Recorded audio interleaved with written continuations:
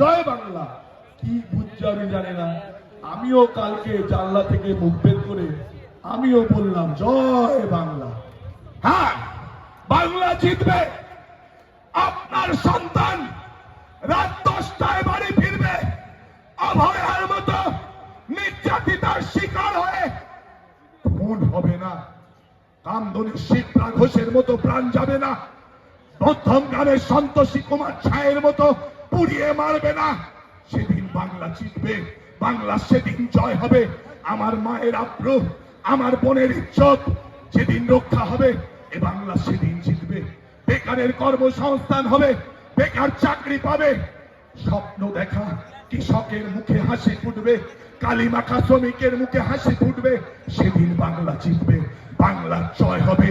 সেদিন আমরাও বলবো জয় বাংলা, বাংলা জিতেছে। এই চোরেদের হাত থেকে বাংলাকে রক্ষা করা গেছে। দেগঙ্গা যারা মনে করছেন দেগঙ্গাকে ভয় দেখিয়ে একটা কোম্পানির দল চালাবো, আমরা বলছি মূর্খের বাড়িতে বাস করছেন।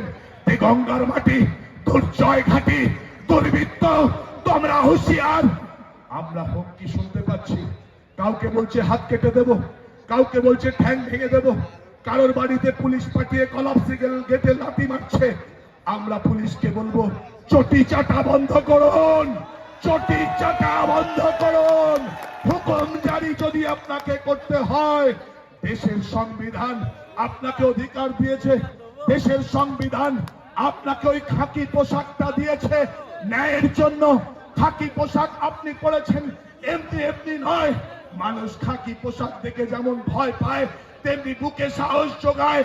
আপনার আচরণে যদি মানুষ ভয় পায়, নিরাপত্তাহীনতায় ভোগে, তাহলে ওই খাকি পোশাক নিয়ে যা ছোটা ছুটতে হবে আপনি কল্পনাও করতে পারছেন না।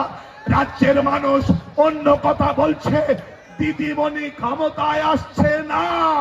সাদা হাওয়াই চটি নবান্নে পৌঁছলেও 5 তারিখে দেশের নয় এ রাজ্যের মেহনতি শ্রমজীবী মানুষ টেনে মমতাকে নবান্ন থেকে নামিয়ে দেবে।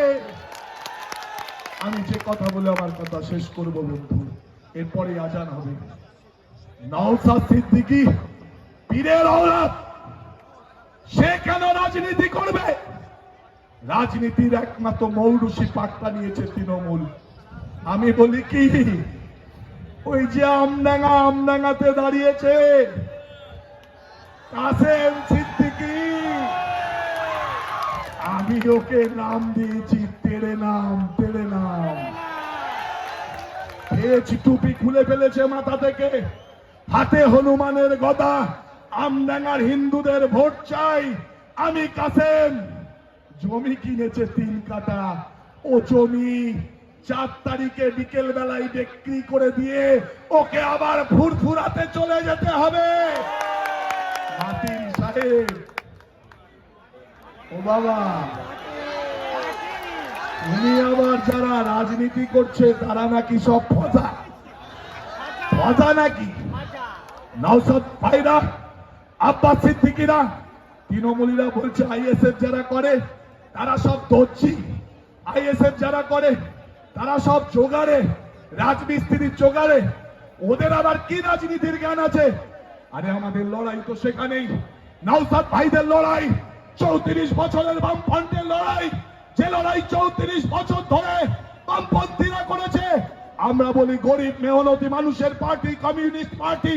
বামপন্থী মানুষ যারা, তারা খেটে খাওয়া মানুষ, কলে কারখানায় কাজ করা মানুষ।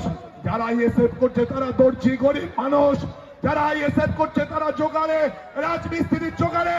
এই গরিব মানুষকে এগিয়ে পিছিয়ে পড়া দলিত, মেহনতি, শ্রমজীবী, বঞ্চিত, এসসি এসটি মানুষকে তুলে আনার দায়িত্ব নিয়েছে নওশাদ ভাইজান।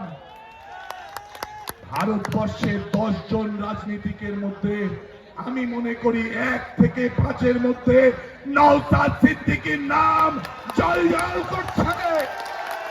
হিংসা হচ্ছে না, গায়ে জ্বালা পড়েছে না? মাতিন সাহেব, তুমি স্টেজে বসে ডান্স পাগলু ডান্স দেখছো, মেয়েরা নাচছে আর